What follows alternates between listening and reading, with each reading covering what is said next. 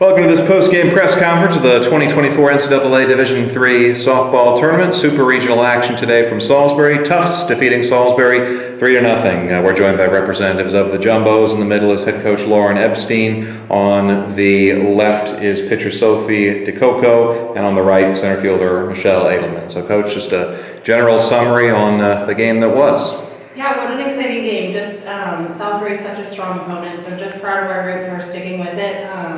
We knew we had our work cut out for us coming into this week, but we've just tried to make it all about us, making sure that we're playing our best ball, that we're together, playing together, enjoying the game together, and so that was our focus going into this week, and it did feel like that was the way we played the game today. So just proud of our group. Again, Salisbury's a great team, and so we know we have our work cut out for us going forward. Sophia, you tossed a 4-hit shutout, had at least that many comebackers hit back to you. What was working for you so well today? I think just taking it pitch by pitch, inning by inning, and knowing that my defense has my back, so the ball is going to get put in play with a team this strong, and just knowing that my defense has my back. And then, working really well with the catcher and taking deep breaths and pitch by pitch. And then, Michelle, you had the big hit in the 7th inning, the 2-run triple that finally broke your team through. What were you looking for at the plate? What did you end up getting? Yeah, I just wanted to hit a ball hard. Obviously, Coco had been throwing an amazing game, and we were getting on base, but just finding that timely hit to support our pitcher and support our team was huge. All right, I'll open it up for questions from the floor. Michelle, for you guys had put runners on base throughout the game and just couldn't get that big hit. What kind of was the mentality going up there? What were you trying to do there with that pitch? What did you see? Just talk us through that at bat. Yeah, we just definitely wanted to keep winning each inning. As a team, we were doing a really good job of getting runners on base, but just needed that timely hit. I think we were hitting the ball pretty hard for most of the game. Just some of the hits were right at people, so I really just wanted to put a ball in fair play. That was hit hard and happened. And I'll go on to that. Sophia, you had so many innings where you set the Seagulls down 1-2-3. Can you obviously the Salisbury lineup is very difficult to pitch against. So how do you think, obviously you said pitch by pitch, but do you think that there was anything that was particularly working for you, like location or any kind of pitch combinations that were really working for you to get those kind of combination sweeps of the lineup? Yeah, I think just changing up with each batter and really looking at what the batters had done in the past and trying to pitch around that. Take it pitch by pitch, and then whenever there's a good play or something big, just taking that energy and feeding off that.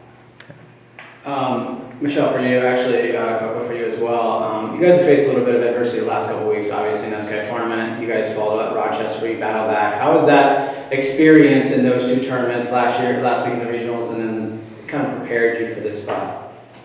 I feel like we faced some pretty good competition. Rochester was a really good team. The Trinity pitcher was pretty good, so kind of just learning from that, and as hitters, learning what works for our offense and what doesn't work for our offense.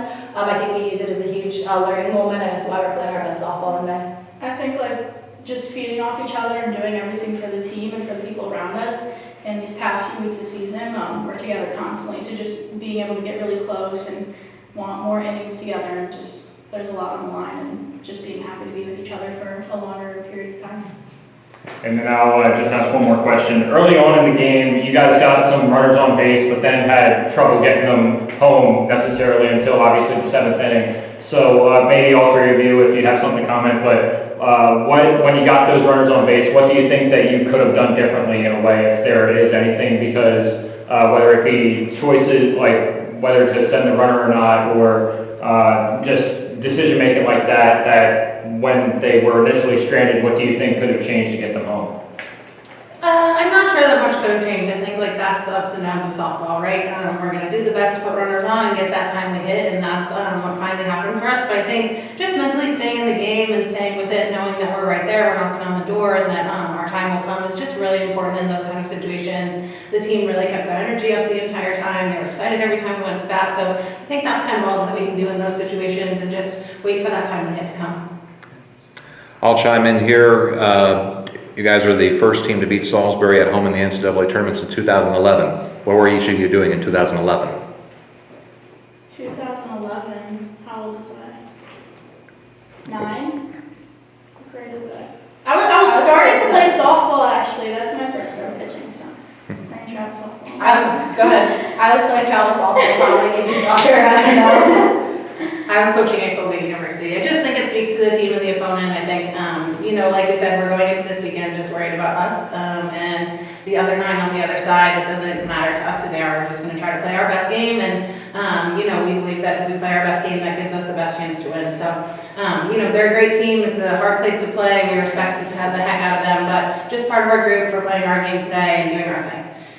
And it's very simple tomorrow, win 1 game, and you're going down to East Texas. What's the message to your team? I just think gas pedal, we beat Rochester twice last weekend. 2 years ago, we had 2 WPI once and we didn't. So I think, we're just going to take it pitch by pitch, inning by inning. We don't care who we're playing, just play our game and take nothing for granted and just enjoy another day together. All right, congratulations. We'll see you tomorrow. Thank you.